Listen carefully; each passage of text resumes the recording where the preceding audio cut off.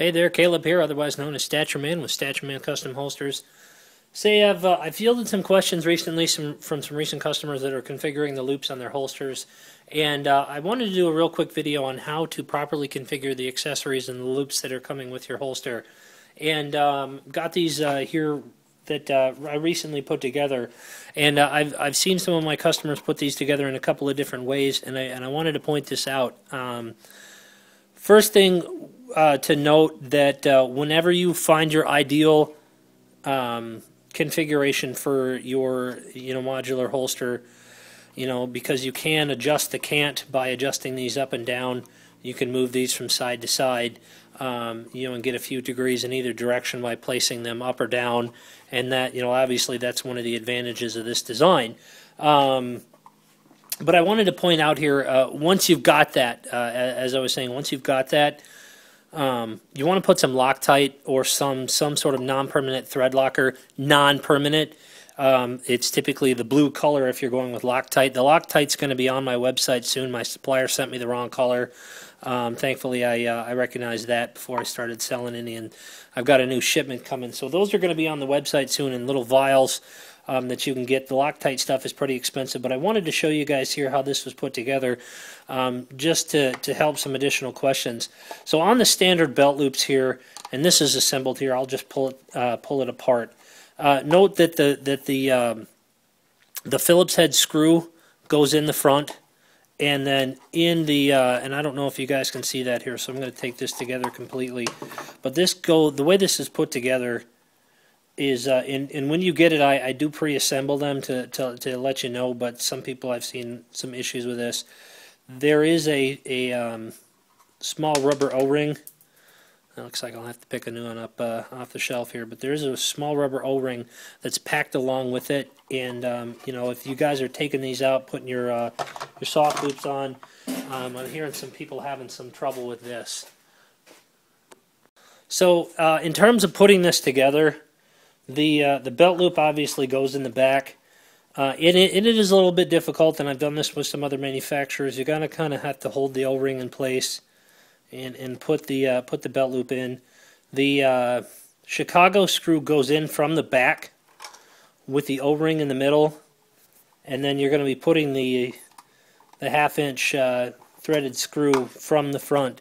So it's very important to get that O-ring in the middle there, because what it does is it gives a little back pressure to help the screws from coming loose. If you're changing your configurations a lot, this is what allows for the tension. It both relieves the pressure and keeps you from over tightening, and puts some back pressure on here to keep the screws from coming loose. So when you look at it from the back, you should see just the thread and the Chicago screw. From the middle, you're going to see the rubber O-ring. On the front, you're going to see the Phillips head screw. As well, taking a couple of questions from some recent customers that are having trouble with the in-waistband soft loops, and I wanted to this configuration on that one is a little bit different. So when you're configuring the in-waistband soft loops, as I said, it's a little bit different here. You're going to have the male end of the snap and the Phillips head screw. The Chicago screw goes in from the back, and then you're going to thread the female end in. And I traded out to some longer screws, so that way you get 100% tightness here.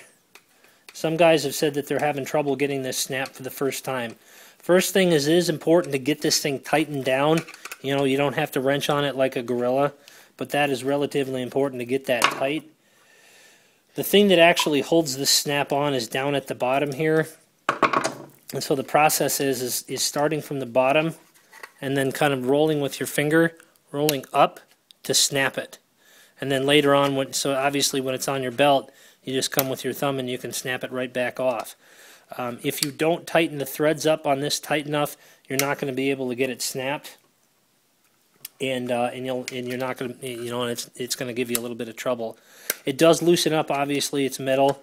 But some guys are coming in that that I've seen, and are coming down from the top. If you come down from the top, notice how that's rolled. If you're coming down from the top, it's not going to snap. has to be up from the bottom, and it goes right on.